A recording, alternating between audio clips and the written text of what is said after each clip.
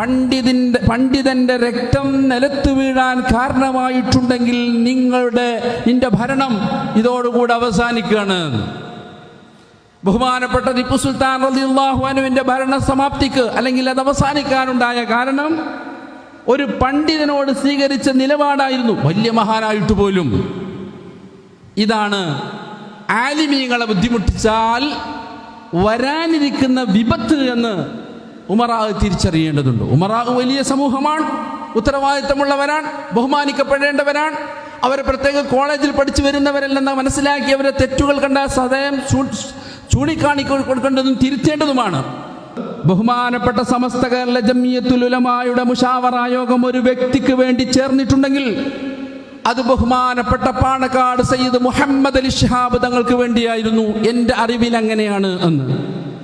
33-ാമത്തെ വയസ്സിൽ സമസ്ത മുശാവറയിലേക്ക് വന്ന കാളമ്പാടി ഉസ്താദിന്റെ ജീവിതാവസാന ഭാഗമാണ് ഇത് സൂചിപ്പിക്കുന്നത്. ഒരു വ്യക്തിക്ക് വേണ്ടി മുശാവറ യോഗം ചേർന്നിട്ടുണ്ടെങ്കിൽ എൻ്റെ അറിവിൽ അത് സയ്യിദ് മുഹമ്മദ് അലി ശിഹാബ് തങ്ങൾക്ക് വേണ്ടിയായിരുന്നു എന്ന്.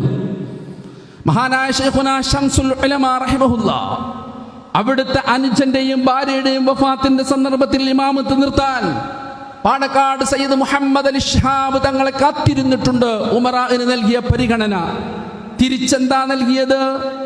ബഹുമാനപ്പെട്ട സയ്യിദ് മുഹമ്മദ് അലി ശിഹാബ് തങ്ങളുടെ ഒരു അനുഭവം പങ്കുവെക്കുന്ന ഷറഫുദ്ദീൻ മുസ്ലിയാർ ഇവിടെയുണ്ട്. വേങ്ങരയിൽ ഒരു കോളേജിൽ നിന്ന് പ്രസിദ്ധീകരിക്കുന്ന ഒരു പ്രസിദ്ധീകരണത്തിലേക്ക് മഹാനായ സയ്യിദ് മുഹമ്മദ് അലി ശിഹാബ് തങ്ങളുടെ സന്ദേശം വാങ്ങാൻ വേണ്ടി പോയ ഷറഫുദ്ദീൻ മുസ്ലിയാർ, വരക്കലുള്ള ഷറഫുദ്ദീൻ മുസ്ലിയാരാണ്. അദ്ദേഹം ചെന്നപ്പോ മൂപ്പരും കൂടെ ആളുണ്ട്. തങ്ങൾ പറഞ്ഞു, ഞാൻ സന്ദേശം തരാം, പക്ഷെ എൻ്റെ സന്ദേശം നിങ്ങളുടെ മാഗസിനിൽ കൊടുക്കണമെങ്കിൽ ബഹുമാനപ്പെട്ട ശൈഖുനാ ശംസുൽ ഉലമയുടെ സന്ദേശം വേണം. അങ്ങനെ മൂപ്പര് നല്ല ഹിക്മത്തുള്ള ആളാണല്ലോ. ശംസുൽ ഉലമയുടെ സന്ദേശം കിട്ടാൻ വേണ്ടി കണഞ്ഞ് ശ്രമിച്ചു, പക്ഷെ നടന്നില്ല. ഞാൻ ഉദാഹരണ സഹിത പറയുന്ന ആളിവിടെ സാക്ഷിയാണ്. അപ്പൊ ഇത് ഏത് രീതിയിൽ പറഞ്ഞു എന്ന് ജീവിച്ചു കാണിച്ചു തന്ന ഇസ്ലാമിന്റെ രൂപത്തെ യഥാർത്ഥത്തിൽ ഇവിടെ 20കളിൽ വരെ മാറ്റങ്ങളില്ലാതെ കൊണ്ടുപോയി നടന്നു. നമ്മുടെ മഹാന്മാര് അത് സ്വീകരിച്ചു കൊണ്ട് നടന്നു. ഒരു പ്രശ്നം ഉണ്ടായിരുന്നില്ല, വൈകല്യങ്ങളും വികൃതങ്ങളും ഇല്ല. പിന്നെ അത് വന്നപ്പോഴാണല്ലോ ബഹുമാനപ്പെട്ട സമസ്ത കേരള ജംഇയ്യത്തുൽ ഉലമ രൂപീകൃതമായത്. അതിനെക്കുറിച്ചൊക്കെ ഇപ്പം നമ്മളിവിടെ സമസ്തനെ കുറിച്ച് കൂടുതൽ പറയണോ? ബഹുമാനപ്പെട്ട സമസ്തയുടെ 2 മുശാവറ മെമ്പർമാരുടെ സംസാരം കേട്ടാൽ പോരെ സമസ്ത എന്താണെന്ന് തിരിയാൻ? ഇൻഷാ അല്ലാഹ്. അപ്പോൾ ആ ബഹുമാനപ്പെട്ട ദീനിൻ്റെ യഥാർത്ഥമായ രൂപം അതിവിടെ നിലനിർത്തി പോന്നു. പിന്നീട് വ്യത്യാസങ്ങൾ വന്നപ്പോൾ അത് തടുക്കാൻ ഉത്തരവാദിത്തപ്പെട്ടവർ, ബാധ്യത നിർവഹിക്കേണ്ടവർ നിർവഹിച്ചു. മഹാനായ വരക്കൽ മുല്ലക്കോയ തങ്ങൾ ഖദ്ദസല്ലാഹു സിറഹുൽ അസീസ് അവർ ആലിമീങ്ങളെ വിളിച്ചു ചേർത്തു. സംഘടന എന്ന രൂപത്തിൽ ബഹുമാനപ്പെട്ട സമസ്തക്ക് രൂപം നൽപ്പിച്ചു. യഥാർത്ഥത്തിൽ അതൊരു കറാമത്താണെന്നാണ് നമ്മൾ മനസ്സിലാക്കേണ്ടത്. ഒരു പ്രവാചകന്റെ കറാമത്ത്, മുഅ്ജിസത്ത് ആ പ്രവാചകന്റെ ഉമ്മത്തിൽ കറാമത്തായി വരും. ഇതൊരു മത്തിനാണ്. ഇതിൽ നിന്ന് നമ്മൾ ശറഹ് എഴുതുക, മനസ്സിലാക്കുക. കാരണം ഏതെല്ലാം രീതിയിൽ പ്രതിരോധിക്കേണ്ടതുണ്ടോ ആ രൂപത്തിലൊക്കെ പ്രതിരോധിക്കാനുള്ള അനുകൂല സാഹചര്യങ്ങൾ ഉണ്ടാക്കി തീർക്കും. അങ്ങനെ ബഹുമാനപ്പെട്ട സമസ്ത കേരള ജംഇയ്യത്തുൽ ഉലമ രൂപീകൃതമായി അതിൻ്റെ പ്രവർത്തനങ്ങളുമായി ബഹുമാനപ്പെട്ട നേതാക്കൾ മുന്നോട്ട് പോയി. വളരെ നല്ലൊരു ചുറ്റുപാട് ഇവിടെ ഉണ്ടായി. നമുക്കറിയാം, ഒരു ഗവൺമെൻറ് സിസ്റ്റത്തിന് പോലും സംവിധാനിക്കാൻ പറ്റാത്ത വിധത്തിൽ വ്യവസ്ഥാപിതമായ മദ്രസകളും ദർസുകളും അറബി കോളേജുകളും ഇപ്പോൾ യൂണിവേഴ്സിറ്റികളും ബഹുമാനപ്പെട്ട സമസ്തയുടെ നേതൃത്വത്തിൽ നടന്നുകൊണ്ടിരിക്കുകയാണ്.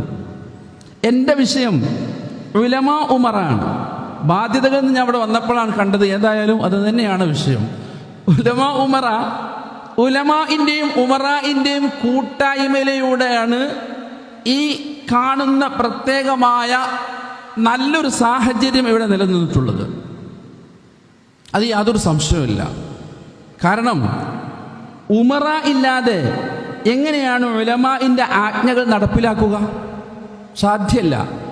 ഉമറാക്കൾ എന്ന് പറഞ്ഞാൽ അത്ര മോശക്കാരല്ല. അവർ വലിയ വലിയ സ്വാധീനം ചെലുത്തുന്നവരാണ്. പ്രവാചകർ സല്ലല്ലാഹു അലൈഹി വസല്ലം തങ്ങൾ അങ്ങനെ തന്നെയാണല്ലോ പറഞ്ഞത്, സിൻഫാനി മിൻ ഉമ്മത്തി ഇദാ സ്വലഹ സ്വലഹൻ നാസു കുല്ലുഹും. 2-3 കാറ്റഗറിയെ തിരിച്ചു. 2 വിഭാഗം നന്നായാൽ നാസ് നന്നായി. അത് ഒന്ന് ഉലമാ ആണ്, മറ്റൊന്ന് ഉമറ ആണ്. പിന്നെ അവർ 2 ക്ലിയർ ആയി കഴിഞ്ഞാൽ പിന്നെ അന്നാസ് ക്ലിയർ ആയി എന്നാണ്. ഇവിടെ ഉമറാ സാധാരണ ഉലമാവിനെ നമ്മൾ പറയും ഇൻഷാ അല്ലാഹ് ഏതാനും ചില വാക്കുകളിലൂടെ നമുക്ക് അവിടെ എത്താം. ഉമറാ എന്ന് പറയുന്നത് ഏത് കാലത്തും ദീനിൻ്റെ സംരക്ഷണത്തിന് വേണ്ടി, ദീനിൻ്റെ സംരംഭങ്ങളുടെ വിജയങ്ങൾക്ക് വേണ്ടി കഠിനാധ്വാനം ചെയ്തവരാണ്. അവരിലൂടെയാണ് പ്രായോഗിക ഇസ്ലാം നടപ്പിലാക്കിയിട്ടുള്ളത്. ബഹുമാനപ്പെട്ട ഖുലഫാക്കളായിരുന്നു ഇവിടെ ഖാദിമാരെ നിശ്ചയിച്ചിരുന്നത്.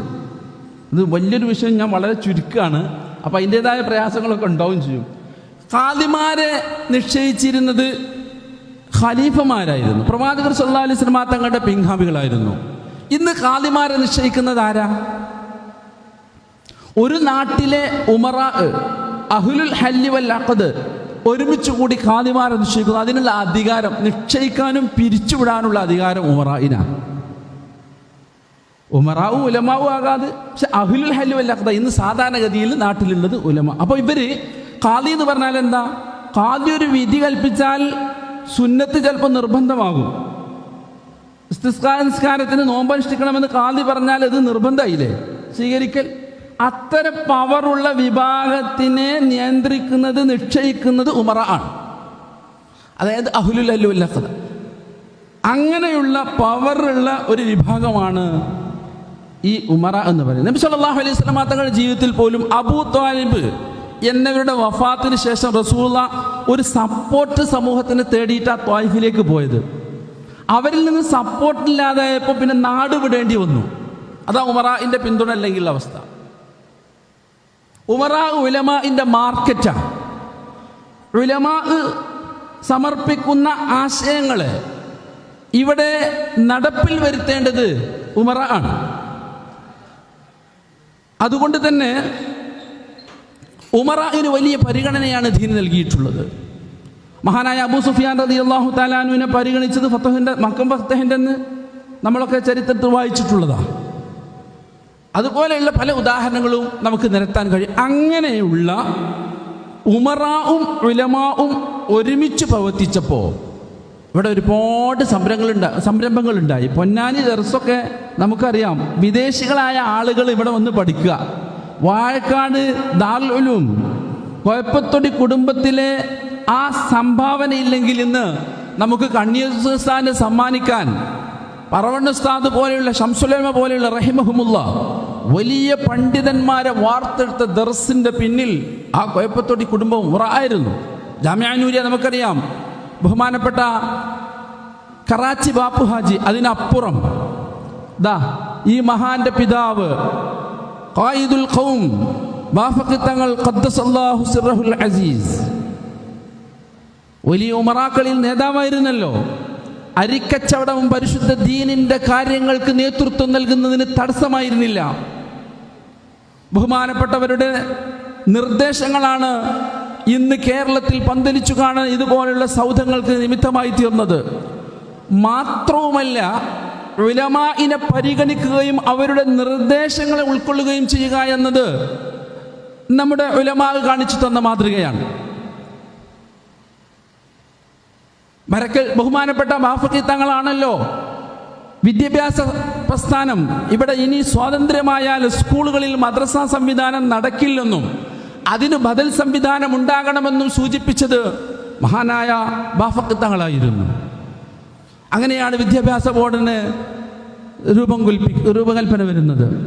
അതുപോലെ പല ഉമറാക്കൾ ചെറിയ സംഭവം, ഞങ്ങളുടെ നാടിൻ്റെ അടുത്ത് മമ്പാട് ഒരു മുജാഹിദ് സംവാദത്തിന് വ്യവസ്ഥ തയ്യാറാക്കി ഒരുങ്ങി.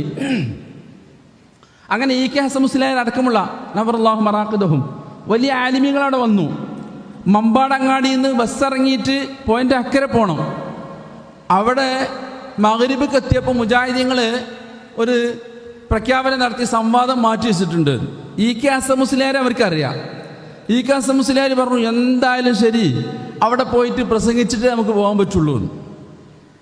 അപ്പോൾ മമ്പാട്ടുള്ളൊരു കാരണവർ പറഞ്ഞു, നിങ്ങൾ അങ്ങോട്ട് പോണ ബുദ്ധിയില്ല, പോണ്ട. ഇതിനോട് പറഞ്ഞു തന്നത് അക്ബർ സാഹിബിനെ നിങ്ങൾക്ക് അറിയായിരിക്കും. മൂപ്പരുടെ പിതാവാണ് ആ പറഞ്ഞ ആള്.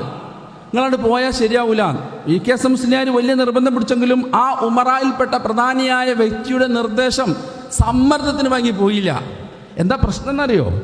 കാലങ്ങൾക്ക് ശേഷം സംവാദങ്ങളൊന്നും നടക്കാതെ പോയെങ്കിലും അന്ന് ആ പോയിന്റ് അക്കരല്ല, ഞാൻ ഉത്തരവാദിത്തപ്പെട്ട സ്ഥലത്തു നിന്നാണ് പറയുന്നത്, ഇത് റെക്കോർഡാണെന്ന് എനിക്കറിയാം.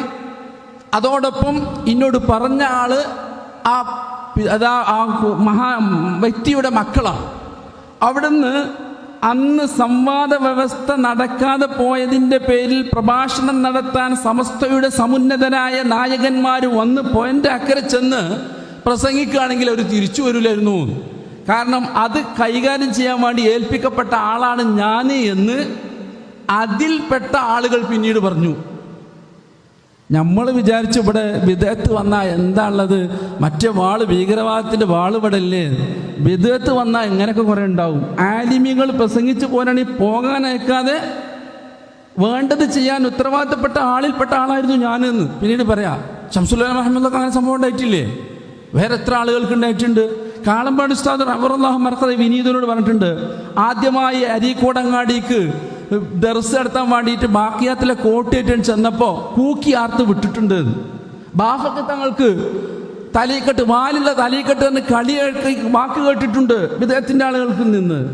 ബിദ്അത്തിന് ഇവിടെ ഉയർച്ച ഉണ്ടായാൽ യഥാർത്ഥ സുന്നത്ത് ജമാഅത്തിനെ അവഹേളിക്കൽ മാത്രമല്ല ഇല്ലായ്മ ചെയ്യലാണ് ചരിത്രം എന്ന് നാം മനസ്സിലാക്കണം. ഏതായാലും ഞാൻ പറഞ്ഞു വന്നത് അതല്ല, ഉമറാ അവരാണ് ഉലമാഇന്റെ പ്രവർത്തനങ്ങൾക്ക് ശക്തി പകർന്നിട്ടുള്ളത്. അവരിൽ നല്ല ചിന്താശേഷിയുള്ളവരുണ്ട്, പ്രവർത്തനക്ഷമതയുള്ളവരുണ്ട്. അവരുടെ അഭിപ്രായങ്ങൾ മാനിച്ചുകൊണ്ട് ബഹുമാനപ്പെട്ട ഉലമാ പല കാര്യങ്ങളും ഇവിടെ നടപ്പിലാക്കിയിട്ടുണ്ട്. പക്ഷേ ഇതാണെന്ന് ഉലമാഇന്റെ മുകളിൽ ഉമറാ പോവുക എന്നതുണ്ടായാൽ അവിടെ അപകടം സംഭവിക്കും. ഉമറാ ഈ കാര്യങ്ങളൊക്കെ നിർവഹിക്കുന്നുണ്ടെങ്കിലും അത് ഉലമാഉമായുള്ള കൂടിയാലോചനയിലൂടെ ആയിരിക്കണം. കാരണം ഇൽമ് അതിൽ നിന്നാണ് ഉലമാ ഉള്ളത്. ഇമാറത്ത് അത് നേതൃത്വമാണ്.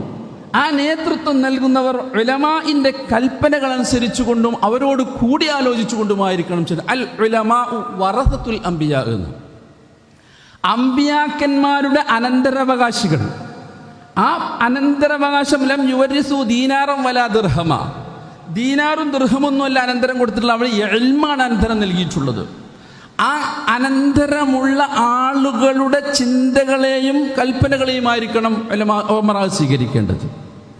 അതിന് അങ്ങനത്തെ ചില ആളുകളെ അള്ളാഹുവിൻ്റെ ദീന് സംരക്ഷിക്കാൻ എന്നും അള്ളാഹു നിലനിർത്തും. ഇവിടെ ഉസ്താദ് പറഞ്ഞല്ലോ, ലാ തസാലു ത്വായിഫത്തും മിൻ ഉമ്മത്തി ളാഹിരീന അലൽ ഹഖ്, സത്യത്തിൻ്റെ മേൽ നിലകൊള്ളുന്ന ഒരു വിഭാഗം ഖിയാമം വരെ ഉണ്ടാവും. ഇന്ന് അങ്ങനെയൊന്നുമില്ല. പഴയ കാലത്തെ സംസ്ഥാന മുഷാവറമാരായിരുന്നു ഉഷാറ് എന്ന് പറയാൻ നിൽക്കണ്ട. അത് എല്ലാ കാലത്തും ഉണ്ടാവും. ഹക്കിൻ്റെ മേൽ നിലനിൽക്കുന്ന ആളുകൾ അത് സമസ്തക്കാരാണോ എന്ന് നമുക്ക് പറയാം. അപ്പോൾ ആ ഉലമാഇന്റെ കൽപ്പനകൾ ശിരസ വഹിക്കുക. പക്ഷെ ഉലമാഇനെ അല്ലാഹു തആല അങ്ങനത്തെ ആളുകളെ തിരഞ്ഞെടുക്കുന്നതാണ്. അല്ലാഹുമ്മ സ്വല്ലി അലാ മുഹമ്മദിൻ വഅലാ ആലി മുഹമ്മദ് കമാ സ്വല്ലൈത അലാ ഇബ്രാഹിം വഅലാ ആലി ഇബ്രാഹിം. ഹദീസാ. ഇബ്രാഹിം നബിക്കും കുടുംബത്തിനും ഗുണം ചെയ്തതുപോലെ റസൂലുള്ളാഹിക്കും കുടുംബത്തിനും ഗുണം ചെയ്തു. എന്താണ് ആ ഗുണം? എന്താണ് ആ ഗുണം? ഇബ്രാഹിം നബി അലൈഹി സ്വലാത്തു വസ്സലാമിൻ്റെ ഉമ്മത്തിലാണ് പ്രവാചകന്മാർ വന്നത്. ധാരാളം പ്രവാചകന്മാർ ഇബ്രാഹിം നബി അലൈഹി സ്വലാമിൻ്റെ ഉമ്മത്തിന് വന്നു. ആ ഒരു ഗുണം പോലെ റസൂലുള്ളാഹിക്ക് കുടുംബത്തിന് ഗുണം ചെയ്യണം എന്ന് പറഞ്ഞാൽ അവിടുത്തെ ഉമ്മത്തിൽ ഉലമാ, ബനി ഇസ്രായേലിലെ അമ്പിയാക്കന്മാർ നിർവഹിച്ച ദൗത്യം നിർവഹിക്കുന്ന ആളുകൾ ഈ ഉമ്മത്തിലുണ്ടാവണം. അത് അല്ലാഹു തആല ഉണ്ടാക്കിയല്ലോ. അങ്ങനെയാണ് അല്ലാഹു തആല ദീനെ നിലനിർത്തിയത്. പക്ഷേ ഉലമാ ആകുന്ന ആളുകൾ ഇവിടെ നേരത്തെ സൂചിപ്പിച്ചതുപോലെ അവർ വലിയ ബാധ്യത ഉള്ളവരും ഉത്തരവാദിത്വം നിർവഹിക്കപ്പെടേണ്ടവരുമായിട്ടുള്ള ആളുകളാണ്. അൽ ഉലമാ ഉമനാഉർ റുസുൽ, പ്രവാചകന്മാരുടെ അമാനത്ത് സൂക്ഷിക്കുന്നവരാണവർ. ഉമന ആണ്. മാലം യദ്ഖുലൂ ഫിദ്ദുനിയ, ദുന്യാവിൽ പ്രവേശിക്കാതിരിക്കുന്ന കാലത്തോളം. അപ്പോൾ ഖീല വമാ ദുഖൂലുഹും ഫിദ്ദുനിയ, എന്താ ഉലമാ ദുന്യവിയായ കാര്യങ്ങളിൽ ഭൗതികമായ വിഷയങ്ങളിൽ അവരുടെ പ്രവേശനം ഇല്ലാത്ത കാലത്തോളമാണ് പ്രവാചകരുടെ ഉമന ആയി അവരുണ്ടാവുക എന്ന് പറഞ്ഞപ്പോൾ എന്താണ് ദുഖൂലുഫും ഫിദ്ദുന്യ എന്ന് ചോദിക്കപ്പെട്ടു. അപ്പോൾ റസൂലുള്ളാഹി പറഞ്ഞു, ഇത്തിബാഉഹും സുൽത്താൻ. സുൽത്താന്മാരെ ഇത്തിബാ എന്നുള്ള വാക്കാണ് ഉപയോഗിച്ചത്. സാധാരണ ഇത്തിബാ എന്ന് ഉപയോഗിക്കൽ ദലീലിനൊക്കെയാണ്.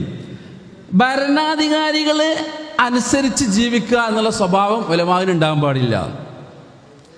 അതുണ്ടാകരുത്. അതുണ്ടായാലോ ഫൈദാ ഫഅലൂ ദാലിക ഫഹദറുഹും ഫീ ദീനിക്കും. അങ്ങനെയാണോ അവർ ചെയ്യുന്നത് വെച്ചെങ്കിൽ ദീൻ കാര്യത്തിൽ പോലും ഓരോ സൂക്ഷിക്കണം എന്നാ. ദീന് പറയാൻ പറ്റണോ ഉലമാ അല്ല. അപ്പൊ കാര്യം പറയുന്ന ആൾക്കാരായിരിക്കും ഉലമാവ്. മുഖം നോക്കാതെ വിഷയം പറയുന്ന ആളുകളായിരിക്കും ഉലമാവ്. അതിൻ്റെ പേരിൽ അവരോട് ദേഷ്യപ്പെടുകയോ അവരെ മാറ്റി നിർത്തുകയോ ചെയ്യുകയല്ല വേണ്ടത്. അവരാണ് ദീനിൻ്റെ യഥാർത്ഥമായ ഉലമാ എന്ന് തിരിച്ചറിഞ്ഞ് ഉൾക്കൊള്ളുക. പിന്നെ ഉലമാഇന് അതുപോലത്തെ പല വിശേഷണങ്ങളും ഒത്തുചേരേണ്ടതുണ്ട്. അത് ഉലമാ ശ്രദ്ധിക്കേണ്ടതാണ്. ഉലമാഇൻ്റെയും ഉമറാഇൻ്റെയും ബാധ്യതയാണ് നമ്മുടെ സൂചിപ്പിക്കുന്നത്. ഉലമാഇൻ്റെ നിർദ്ദേശങ്ങൾ ഉമറാ നടപ്പിൽ വരുത്തുക, ഉലമാ ഈ പറയുന്ന രീതിയിലായി തീരുക. വളരെ ക്ഷമയുള്ള, വിനയമുള്ള, അള്ളാഹുവിനെ ഭയപ്പെടുന്ന, വറഉള്ള രീതിയിലുള്ള ഉലമാ, ആ രീതിയിലായിത്തീരാൻ ഉലമാ ശ്രമിക്കേണ്ടതുണ്ടല്ലോ. നമ്മുടെ സമസ്തയുടെ ഉലമാക്കളെ പരിശോധിച്ചു നോക്കിയാൽ നമുക്ക് മനസ്സിലായിട്ടുള്ള അങ്ങനത്തെ ഉലമാ. അവർക്ക് അഹങ്കാരമില്ല. ഞാനൊരു കാളമ്പാട് സ്ഥാനം തന്നെ ഉദാഹരണം പറയാം. ഒരു പ്രസിദ്ധമായ സ്ഥാപനത്തിൽ ഒരു കളവ് നടന്നപ്പോൾ ഇനി കാളമ്പാട് ഉസ്താദിനെ പറയുമ്പോൾ അതിൻ്റെ ഒരു ലൈഫായി നിങ്ങൾ മനസ്സിലാക്കിക്കൊള്ളി. കാരണം ഞാൻ ഉസ്താദിൻ്റെ കൂടെ ഒരു 14 വർഷം നടന്നുകൊണ്ട് എന്തിനും ഉദാഹരണം ഉസ്താദാണ് ഞാൻ പറയാറില്ലേ. അത് എനിക്കിപ്പോഴും മനസ്സിലാകാത്തൊരു മനുഷ്യനുമാണത്. അടുക്കും തോറും ഇനിയും എന്തൊക്കെയോ കിട്ടാനുണ്ട് എന്ന് തിരിച്ചറിഞ്ഞിട്ടുള്ള മഹാൻ, സാന്നിധ്യം പോലും സന്ദേശമായി ജീവിച്ച മഹാൻ, ബഹുമാനപ്പെട്ടവരുടെ വീട് കണ്ടിട്ട് അങ്ങോട്ടും ഇങ്ങോട്ടും ആടി നിന്നിരുന്നേ. അതായത് എന്താ ഒരു ദേശീയ മുസ്ലിമായ പോലെ സുന്യനാകണമെന്ന് ചിന്തയുള്ള ഒരാൾ കാളമ്പാട് സ്ഥാനം വീട്ടിൽ കാണാൻ പോയിട്ട് ഇതാണോ സമസ്തൻ്റെ പ്രസിഡന്റ് വെച്ചെങ്കിൽ ഈ സമസ്തൻ്റെ ആളാണ് ഞാൻ, ഈ സുന്നത്ത് ജമാഅത്താണ് ഞാൻ എന്ന് പറഞ്ഞ് ഉറപ്പിച്ച് നിന്ന അനുഭവമുള്ള ആളുകൾ. ഏതായാലും ആ ഉസ്താദ് ഒരു നിലപാട് സ്വീകരിച്ച് ഒരു കളവ് നടന്നു, പിടിക്കപ്പെട്ടപ്പോൾ പുറത്താക്കിയപ്പോൾ ബന്ധപ്പെട്ട ആളുകൾ, ഒരു ജീവനക്കാരനാണ് കോളേജിൽ, അവിടെ വന്നു. അവിടുത്തെ ഉസ്താദുമാരോട് മുഖത്ത് ചൂണ്ടി സംസാരിച്ചു. കുട്ടികളെ മുത്തഅല്ലിമീങ്ങളുടെ ഇടയിലിട്ട് ഉസ്താദുമാരോട് മുഖത്ത് ചൂണ്ടി സംസാരിച്ചാൽ പിന്നെ കുട്ടികളെന്താ ചെയ്യുക? സ്വാഭാവികമായി ഇവർ ഇളകി. പ്രശ്നമാകുമെന്ന് കണ്ടപ്പോൾ ഓഫീസിലേക്ക് കേട്ട് മൂപ്പരെ അവിടെ പൂട്ടി. എന്നിട്ട് കാളമ്പാട് ഉസ്താദിനെയൊക്കെ വിളിച്ചു. ഉസ്താദ് വന്നിട്ട് സ്വീകരിച്ചൊരു നിലപാട്, കുട്ടികളെ ഞങ്ങൾ ഉണ്ടാകാതെ പോയിക്കോളി, ഞാൻ ഇവനെ ഇവനെ വിടുന്നുണ്ട്, അവിടെ മാറിയാണ് നിന്നോളി എന്ന് പറഞ്ഞ പോലെ മാറി നിൽക്കുമെങ്കിലും അവരെ വൈകാരികമായ പ്രായമൊക്കെ പരിഗണിച്ചുകൊണ്ട് അവിടുന്ന് മാറിയാലും ചിലപ്പോൾ കൈകാര്യം ചെയ്യും. അപ്പോൾ ഉസ്താദ് ആ മനുഷ്യനോട് പുറത്തേക്ക് വിടാൻ പറഞ്ഞു ഓഫീസിൽ നിന്ന്. അങ്ങനെ ഓഫീസിൽ നിന്ന് പുറത്തേക്ക് വന്നപ്പോൾ അയാളെ നിർത്തിയിട്ട് പറഞ്ഞു, ഉസ്താദ് പറഞ്ഞ ശൈലി എൻ്റെ കുട്ടികളേക്ക് നിങ്ങൾക്ക് അപമര്യാദയായ വല്ലതും സംഭവിച്ചിട്ടുണ്ടെങ്കിൽ അവർക്ക് വേണ്ടി ഞാൻ നിങ്ങളോട് മാപ്പ് ചോദിക്കുകയാണ്. സമസ്തയുടെ നായകൻ, ആരോടും ബാധ്യതയില്ലാത്ത പണ്ഡിതൻ, വറഇൻ്റെ നിറരൂപമായ മഹാൻ അവിടുന്ന് പറയാണ്, ഞാൻ ആ കുട്ടികൾക്ക് വേണ്ടി നിങ്ങളോട് മാപ്പ് ചോദിക്കുകയാണ്. ഇതാണ് മുഖവുര. എന്നിട്ട് പറഞ്ഞു, ഇനി നിങ്ങളുടെ ഭാഗത്തു നിന്ന് ഞങ്ങളുടെ കുട്ടികളോട് എന്തെങ്കിലും അപമര്യാദയായിട്ടുണ്ടെങ്കിൽ നിങ്ങളും അവരോട് മാപ്പ് ചോദിക്കാൻ. അയാൾ കൈയുയർത്തി തല ഉയർത്തി നിന്നിട്ട് പറഞ്ഞു, നിങ്ങൾ എന്നോട് ക്ഷമിക്കണം. വെട്ടാമെന്ന മനുഷ്യൻ ഇത്ര താഴ്മയോട് ആ കുട്ടികളോട് ആവശ്യപ്പെടുന്ന രംഗം, അയാൾ സന്തുഷ്ടരായി അങ്ങനെ പോയി. കുട്ടികളാണ് അയാളെ യാത്ര അയച്ചത്. ഇതൊരു ഇടപെടലിൻ്റെ, വിനയത്തിൻ്റെ, താഴ്മയുടെ ഉദാഹരണവും അതിനനുസരിച്ചുണ്ടായ നേട്ടത്തിൻ്റെ ഉദാഹരണമാണ്. ഇങ്ങനെ നിരവധി സംഭവങ്ങൾ, ഇതൊരു സാധാരണ കഥയാണ്, ബഹുമാനപ്പെട്ട സമസ്തയുടെ ആലിമീങ്ങളിൽ നിന്ന് നമുക്ക് കാണാൻ കഴിയും. അങ്ങനെയുള്ള മാതൃകാപരമായ പണ്ഡിതന്മാരായിരുന്നു ബഹുമാനപ്പെട്ട സമസ്തയുടെ അന്ന് മുതൽ ഇന്ന് വരെയുള്ള, നമ്മൾ അങ്ങനെയാണ് വിശ്വസിക്കുന്നത്, ആലിമീങ്ങളൊക്കെയും. ഞാൻ ചുരുക്കാണ്, അവർ കാര്യങ്ങൾ വ്യക്തമായി പറയും. അത് ആവശ്യമാണല്ലോ. ഇദാ ലഹറൽ ബിദഉ വസക്കത്തൽ ആലിമു എന്നാ പറഞ്ഞത്. നമ്മൾ ഉമറാവ് മനസ്സിലാക്കേണ്ട ഒരു കാര്യം, ബിദ്അത്ത് വെളിവാവുകയും ആലിമും ഉണ്ടാതിരിക്കുകയും ചെയ്താൽ, അവിടെ ഉമറാവും ഉണ്ടാതിരിക്കുകയും ചെയ്താൽ എന്നല്ല പ്രവാചകർ സല്ലല്ലാഹു അലൈഹി വസല്ലം പറഞ്ഞത്. ആലിമും ഉണ്ടാതിരിക്കുകയും ചെയ്താൽ ഫഅലൈഹി ലഅനത്തുല്ലാഹി വൽ മലായികതി വന്നാസി അജ്മഈൻ, ജനങ്ങളെയും മലക്കുകളെയും എല്ലാവരും ശാപം, അള്ളാഹിൻ്റെ ഒക്കെ ശാപം ഉണ്ടാകും ബിദ്അത്ത് വെളിവായിട്ട് ആലിമും ഉണ്ടാതിരുന്നാൽ. അപ്പൊ ആലിമീങ്ങൾ കാര്യം പറയും, അത് മുമ്പ് കാലം മുതൽ തന്നെ അങ്ങനെയാണ്. ബഹുമാനപ്പെട്ട അബൂ ശുറൈഹ് റളിയല്ലാഹു തആല അൻഹു അംർ ഇബ്നു സഈദിനോട് പറഞ്ഞൊരു സംഭവം സഹീഹ് ബുഖാരിയിലുണ്ട്. അംർ ഇബ്നു സഈദ് മദീനയിലെ യസീദിന്റെ ഭാഗത്തു നിന്നുള്ള ഗവർണറാ. അപ്പൊ ബഹുമാനപ്പെട്ട അബൂ ശുറൈഹ് റളിയല്ലാഹു തആല അൻഹു അംർ ഇബ്നു സഈദിനോട് പറഞ്ഞു, അംർ ഇബ്നു സഈദ് മക്കയിലേക്ക് അബ്ദുല്ലാഹി ഇബ്നു സുബൈർ റളിയല്ലാഹു തആല അൻഹുവിന്റെ അവർക്കെതിരെ പട നയിക്കാൻ വേണ്ടിയിട്ട് ആളുകളെ സൈന്യത്തിനെ പറഞ്ഞേക്കാണ്. എന്താ അബ്ദുല്ലാഹി ഇബ്നു സുബൈർ റളിയല്ലാഹു അൻഹു ചെയ്തത്? വേണ്ടാത്ത ധിക്കാരിയായ ഒരു ഭരണാധികാരിയെ ബൈഅത്ത് ചെയ്തില്ല എന്നുള്ളതാ. ആലിമീങ്ങൾ നിർവഹിക്കേണ്ട നിലപാടതല്ലേ. ഏതെങ്കിലും അണ്ടനും അടകോടനും അല്ലല്ലോ അംഗീകരിച്ചു കൊടുക്കേണ്ടത്. അറിവും സൂക്ഷ്മതയുമുള്ളവനല്ലേ നേതൃത്വം അംഗീകരിക്കേണ്ടത്. ബഹുമാനപ്പെട്ട അബ്ദുല്ലാഹി ഇബ്നു സുബൈർ റളിയല്ലാഹു അൻഹു യസീദിന്റെ ഖിലാഫത്ത് അംഗീകരിച്ചില്ല എന്നതിന്റെ പേരിൽ ബഹുമാനപ്പെട്ട അബ്ദുല്ലാഹി ഇബ്നു സുബൈർ റളിയല്ലാഹു തആല അൻഹുവിനെ വധിക്കാൻ വേണ്ടി സൈന്യത്തെ പറഞ്ഞയക്കുമ്പോൾ അബൂ ശുറൈഹ് റളിയല്ലാഹു അൻഹു പറഞ്ഞു, ഇദൻ ലീ അയ്യുഹൽ അമീർ വഹദ്ദിസുക ഖൗലൻ, അമീർ എനിക്ക് നിങ്ങളോട് സംസാരം നടത്താനുണ്ട്. ഖാമ ബിഹി നബി സല്ലല്ലാഹു അലൈഹി വസല്ലം അൽ-ഗദ മിൻ യൗമിൽ ഫത്ഹ്, മക്കം ഫതഹിന്റെ പിറ്റേന്ന് പ്രവാചകർ പറഞ്ഞ, മക്കം ഫതഹിന്റെ അന്ന് പ്രവാചകർ പറഞ്ഞിട്ടുള്ള ചില സംസാരങ്ങളാണ് എന്ന് പറഞ്ഞുകൊണ്ട് മക്കയുടെ പവിത്രതയെക്കുറിച്ച് ഭരണാധികാരിയുടെ മുമ്പിൽ ധീരമായി സംസാരിച്ചു. പക്ഷെ ഭരണാധികാരി കേട്ടോ കേട്ടില്ലെന്ന് വേറെ കാര്യം, എനിക്ക് അതിലേറെ അറിയാന്ന് പറഞ്ഞിട്ട് നൊണ്ടിന്യായം പറഞ്ഞ് തള്ളുകയാണ് ചെയ്തത്. ഇവിടെ ഉലമാ ബാധ്യത നിർവഹിച്ചു, പണ്ഡിതന്മാർ ഉത്തരവാദിത്വം നിർവഹിച്ചു. അങ്ങനെയുള്ള നിർവഹണമാണ്, ആ പാരമ്പര്യമാണ് ബഹുമാനപ്പെട്ട സമസ്തയുടെ ആലിമീങ്ങൾ നിർവഹിച്ചു വന്നിട്ടുള്ളത്. നിങ്ങൾ നോക്കൂ, ഇവിടെ കാണുന്ന ഇത്തരം ദീനിന് വിരുദ്ധമായിട്ടുള്ള പ്രവർത്തനങ്ങളിൽ ബഹുമാനപ്പെട്ട സമസ്ത നിലപാട് പറഞ്ഞില്ലെങ്കിൽ എന്തായിരിക്കും ഇവിടെ സംഭവിക്കുക? ആരാ പിന്നെ അത് പറയാ?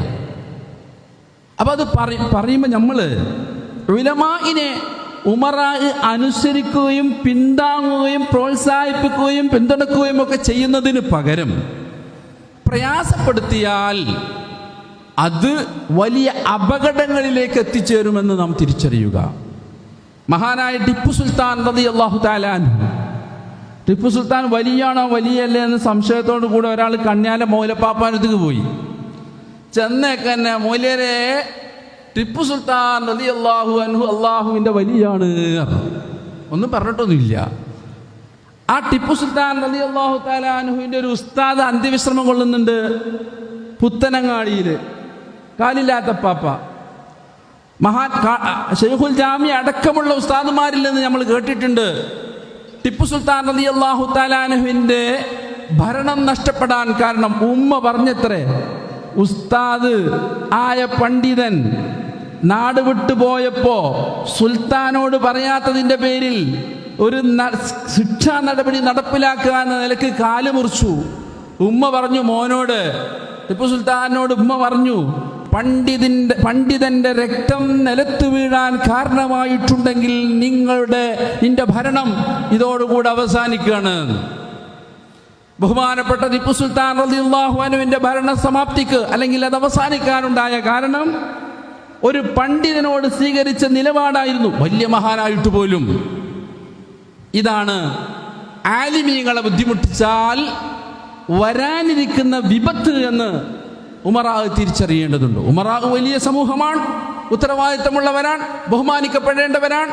അവർ പ്രത്യേക കോളേജിൽ പഠിച്ചു വരുന്നവരല്ലെന്ന് മനസ്സിലാക്കി അവരെ തെറ്റുകൾ കണ്ട സദയം ചൂണ്ടിക്കാണി കൊടുക്കേണ്ടതും തിരുത്തേണ്ടതുമാണ്.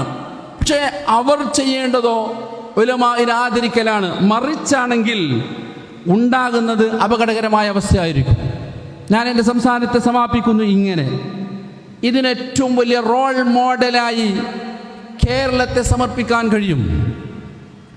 ഉലമാവും ഉമറാവും ഒത്തൊരുമിച്ചുകൊണ്ട് പ്രവർത്തിച്ചു. മഹാനായ കാളമ്പാടി ഉസ്താദ് വിനീതനോട് പറഞ്ഞിട്ടുണ്ട്, ബഹുമാനപ്പെട്ട സമസ്ത കേരള ജംഇയ്യത്തുൽ ഉലമായുടെ മുശാവറ യോഗം ഒരു വ്യക്തിക്ക് വേണ്ടി ചേർന്നിട്ടുണ്ടെങ്കിൽ അത് ബഹുമാനപ്പെട്ട പാണക്കാട് സയ്യിദ് മുഹമ്മദ് അലി ശിഹാബ് തങ്ങൾക്ക് വേണ്ടിയായിരുന്നു. എൻ്റെ അറിവിൽ അങ്ങനെയാണ് എന്ന്. 33-ാമത്തെ വയസ്സിൽ സമസ്ത മുശാവറയിലേക്ക് വന്ന കാളമ്പാടി ഉസ്താദിന്റെ ജീവിതാവസാന ഭാഗമാണിത് സൂചിപ്പിക്കുന്നത്. ഒരു വ്യക്തിക്ക് വേണ്ടി മുശാവറ യോഗം ചേർന്നിട്ടുണ്ടെങ്കിൽ എൻ്റെ അറിവിൽ അത് സയ്യിദ് മുഹമ്മദ് അലി ശിഹാബ് തങ്ങൾക്ക് വേണ്ടിയായിരുന്നു എന്ന്. മഹാനായ ശൈഖുനാ ശംസുൽ ഉലമാ റഹിമഹുല്ലാഹ് അവിടുത്തെ അനുജന്റെയും ഭാര്യയുടെയും വഫാത്തിന്റെ സന്ദർഭത്തിൽ ഇമാമത്ത് നിർത്താൻ പാണക്കാട് സയ്യിദ് മുഹമ്മദ് അലി ശിഹാബ് തങ്ങളെ കാത്തിരുന്നിട്ടുണ്ട്. ഉമറാഇന് നൽകിയ പരിഗണന തിരിച്ചെന്താ നൽകിയത്? ബഹുമാനപ്പെട്ട സയ്യിദ് മുഹമ്മദ് അലി ശിഹാബ് തങ്ങളുടെ ഒരു അനുഭവം പങ്കുവെക്കുന്ന ഷറഫുദ്ദീൻ മുസ്ലിയാർ ഇവിടെയുണ്ട്. വേങ്ങരയിൽ ഒരു കോളേജിൽ നിന്ന്, ആ കോളേജിൽ നിന്ന് പ്രസിദ്ധീകരിക്കുന്ന ഒരു പ്രസിദ്ധീകരണത്തിലേക്ക് മഹാനായ സയ്യിദ് മുഹമ്മദ് അലി ശിഹാബ് തങ്ങളുടെ സന്ദേശം വാങ്ങാൻ വേണ്ടി പോയ ഷറഫുദ്ദീൻ മുസ്ലിയാർ, വരക്കലുള്ള ഷറഫുദ്ദീൻ മുസ്ലിയാരാണ്. അദ്ദേഹം ചെന്നപ്പോ മൂപ്പരും കൂടെ ആളുണ്ട്. തങ്ങൾ പറഞ്ഞു, ഞാൻ സന്ദേശം തരാം, പക്ഷെ എൻ്റെ സന്ദേശം നിങ്ങളുടെ മാഗസിനിൽ കൊടുക്കണമെങ്കിൽ ബഹുമാനപ്പെട്ട ശൈഖുനാ ശംസുൽ ഉലമയുടെ സന്ദേശം വേണം. അങ്ങനെ മൂപ്പരും നല്ല ഹിക്മത്തുള്ള ആളാണല്ലോ. ശംസുൽ ഉലമയുടെ സന്ദേശം കിട്ടാൻ വേണ്ടി കണഞ്ഞ് ശ്രമിച്ചു, പക്ഷെ നടന്നില്ല. ഞാൻ ഉദാഹരണ സഹിത പറയുന്ന ആളിവിടെ സാക്ഷിയാണ്. കിട്ടാതിരുന്നപ്പോ ഇവർ പാണക്കാട്ടേക്ക് പോയി. തങ്ങളോട് വിഷയം പറഞ്ഞപ്പോ ബഹുമാനപ്പെട്ട സയ്യിദ് മുഹമ്മദ് അലി ശിഹാബ് തങ്ങൾ പറഞ്ഞു, ആ സന്ദേശം തന്നളി. മാറ്റല്ലേ, അങ്ങനെ തന്നെയല്ലേ പറഞ്ഞ്. എന്നിട്ട് പറഞ്ഞു, ഇനി ശംസുൽ ഉലമ എൻ്റെ സന്ദേശം കിട്ടുകയാണെങ്കിൽ ഇത് കൊടുക്കാം. പാണക്കാട്ട വലിയ തങ്ങൾ, സൂഫി വര്യനായ തങ്ങൾ, പണ്ഡിതനായ തങ്ങൾ, മഹാനവർകൾ ശംസുൽ ഉലമയുടെ സന്ദേശമില്ലാതെ എൻ്റെ സന്ദേശം കൈമാറരുതെന്ന് പറയാൻ നിമിത്തമായത് ബഹുമാനപ്പെട്ട സമസ്തയോടുള്ള ബഹുമാനാദരവുകളായിരുന്നു, ഉലമാഇന് നൽകിയ പ്രാധാന്യമായിരുന്നു. പത്രക്കാർ ചോദിച്ചൊരു ചോദ്യമുണ്ട് തങ്ങളോട്, സ്ത്രീ പള്ളി പ്രവേശനത്തെ കുറിച്ച്. തങ്ങൾ പറഞ്ഞ മറുപടി ഇന്ന് ഞാൻ ഓർക്കുന്നു, ഞാൻ നേരിട്ട് കേട്ടതാണത്. അത് പണ്ഡിതന്മാർ പറയട്ടെ എന്നാ. മഹാനായ തങ്ങൾക്ക് പറയാം, പക്ഷേ തങ്ങൾ അവിടെ ഒരു മസ്ലഹത്ത് കാണിച്ചു. അങ്ങനെ മസ്ലഹത്തോട് ചേർത്ത് പിടിച്ച് ഉലമാഇന്റെ ബാധ്യതകൾ തിരിച്ചറിഞ്ഞ് ഉലമാഇനെ പരിഗണിച്ചു കൊണ്ടുപോകുന്ന പാരമ്പര്യമായിരുന്നു കേരള മുസ്ലിങ്ങളുടെ പാരമ്പര്യം. ആ പൈതൃകവും പാരമ്പര്യവും കാത്തു സൂക്ഷിച്ചാൽ ഇന്നീ കാണുന്ന പുഷ്പിച്ചു നിൽക്കുന്ന ഈ സൗധങ്ങളെ നാളെ നമ്മുടെ ഉമ്മത്തിന് കൈമാറാൻ നമുക്ക് സാധ്യമാകും. ആര് തുരങ്കം വെക്കുന്നുവോ അത് ഈ സമുദായത്തിന്റെ നാശമായിരിക്കുമെന്ന് തിരിച്ചറിയേണ്ടതുണ്ട്. ഉലമാവും ഉമറാവും തിരിച്ചറിയേണ്ടതുണ്ട് ആ കാര്യം. ഒത്തൊരുമയില്ല എങ്കിൽ നഷ്ടമാകുന്നത് ഉമ്മത്തിനാണ്, സമൂഹത്തിനാണ്.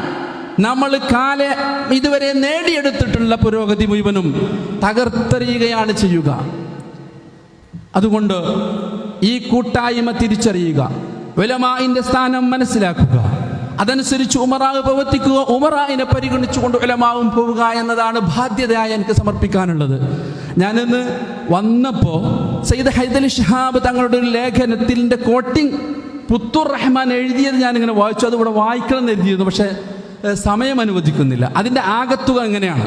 സമസ്ത നേടിയിട്ടുള്ള പുരോഗതി, കേരള മുസ്ലിങ്ങളുടെ എല്ലാ നിലക്കുമുള്ള പുരോഗതി ഉലമാ ഉമറാഇൻ്റെതാണ്. ആ ഉലമാ ഉമറാ ബന്ധം തകർന്നാൽ നമ്മുടെ പുരോഗതി മുഴുവനും തകരും. അതുകൊണ്ട് ബഹുമാനപ്പെട്ട സമസ്ത ജംഇയ്യത്തുൽ ഉലമ ദീനിന്റെ വിഷയങ്ങൾ നടത്തട്ടെ, അതിൽ ആരും ഇടപെടാൻ പോകണ്ട എന്ന അർത്ഥം വരുന്ന രീതിയിലാണ് ബഹുമാനപ്പെട്ട സയ്യിദ് ഹൈദരലി ശിഹാബ് തങ്ങളുടെ അവസാനത്തെ ലേഖനവും അതാണ്. ആ സന്ദേശം തന്നെയാണ് നമുക്ക് കൈമാറാനുള്ളത്. പാണക്കാട് സയ്യിദ് ഹൈദരലി ശിഹാബ് തങ്ങൾ പറഞ്ഞ പോലെ ദീനിന്റെ വിഷയങ്ങൾ ഉലമാ എന്ന് പറഞ്ഞാൽ ബഹുമാനപ്പെട്ട സമസ്ത കേരള ജംഇയ്യത്തുൽ ഉലമയുടെ പണ്ഡിതന്മാർ. ആർക്കാ അതിൽ പോരായ്മയുള്ളത്? ബഹുമാനപ്പെട്ട സയ്യിദുൽ ഉലമ ഇവിടെ സൂചിപ്പിച്ചുവല്ലോ, എന്തൊരു നേതൃത്വമാണത്. ഇവിടെ ബഹുമാനപ്പെട്ട ഉസ്താദ് സൂചിപ്പിച്ചു, നമ്മൾ വന്നപ്പോൾ പ്രസംഗിക്കുകയാണ് ഖൽബിന്റെ തഖ്വയെ കുറിച്ച്. അത് പറഞ്ഞപ്പോൾ ഞാൻ ഇവിടുന്ന് പോകുമ്പോൾ പറഞ്ഞു, ഉസ്താദിന്റെ സംസാരം എനിക്ക് വളരെ ഇഷ്ടപ്പെട്ടു. എന്നോട് പറഞ്ഞ മറുപടി എന്താ അറിയോ? മുഖസ്തുതി പറഞ്ഞാൽ മണൽ വാരിയ മുഖത്ത് കയറിയെന്നാ പറഞ്ഞു. അതന്നെയാണ് റസൂലുള്ളാഹി സ്വല്ലല്ലാഹു അലൈഹി വസല്ലം പറഞ്ഞത്. ഞാൻ പറഞ്ഞ മുഖസ്തുതി പറഞ്ഞില്ല, എനിക്ക് കാര്യപ്പെട്ടു എന്നാ ഞാൻ പറഞ്ഞിട്ടുള്ളൂ എന്നാ പറഞ്ഞ മറുപടി. ഈ നിലക്ക് ഇസ്ലാമിന്റെ ജീവിക്കുന്ന സിംബലുകളായി, ഉദാഹരണങ്ങളായി കാണിക്കാൻ പറ്റുന്ന ഉലമാഇന്റെ കൂട്ടായ്മയാണ് ബഹുമാനപ്പെട്ട സമസ്ത കേരള ജമിയത്തുൽ ഉലമ. അതിന്റെ 100ാം വാർഷികമാണ് വരാനിരിക്കുന്നത്. പ്രചാരകരും പ്രവർത്തകരുമായ നമുക്ക് നന്നു, വിട്ടുനിന്നാൽ നഷ്ടം നമുക്കാണെന്ന് തിരിച്ചറിയുകയും ബഹുമാനപ്പെട്ട സമസ്തയുടെ 100ാം വാർഷികത്തിന്റെ എല്ലാവിധ പ്രവർത്തനങ്ങളിലും സജീവമാവുകയും സമസ്തയുടെ പുണ്യം നേടാൻ, കറാമത്ത് വാങ്ങാൻ എല്ലാ നിലക്കുമുള്ള ഒരുക്കങ്ങൾ നടത്തുകയും ചെയ്യുക എന്നതാണ് ഈ സമയത്ത് നമുക്ക് ചെയ്യാനുള്ളത്. റബ്ബുൽ ഇസ്സത്ത് തൗഫീഖ് നൽകി അനുഗ്രഹിക്കട്ടെ. ബഹുമാനപ്പെട്ട സമസ്തയുടെ ഇഖ്ലാസുള്ള ഖാദിമീങ്ങളിൽ അല്ലാഹു നമ്മെ പെടുത്തി അനുഗ്രഹിക്കുമാറാവട്ടെ. ഇരുവീട്ടിലും അല്ലാഹു നമ്മെ വിജയികളിൽ പെടുത്തട്ടെ. ഇങ്ങനെ ഒരു പരിപാടിക്ക് അവസരം തന്ന എല്ലാവർക്കും നന്ദി രേഖപ്പെടുത്തി അല്ലാഹു ഇത് കബൂൽ ചെയ്യട്ടെ എന്ന് പ്രാർത്ഥിച്ചുകൊണ്ട് എനിക്കും കുടുംബത്തിനും വേണ്ടി ദുആ ചെയ്യണേ എന്ന വസിയത്തോടെ അല്ലാഹു നമ്മുടെയും മക്കളുടെയും രോഗങ്ങൾക്ക് ശിഫ നൽകട്ടെ എന്ന പ്രാർത്ഥനയോടെ വാഖിറു ദഅവാനാ അനിൽ ഹംദുലില്ലാഹ്. അസ്സലാമു അലൈക്കും വറഹ്മത്തുള്ളാഹി.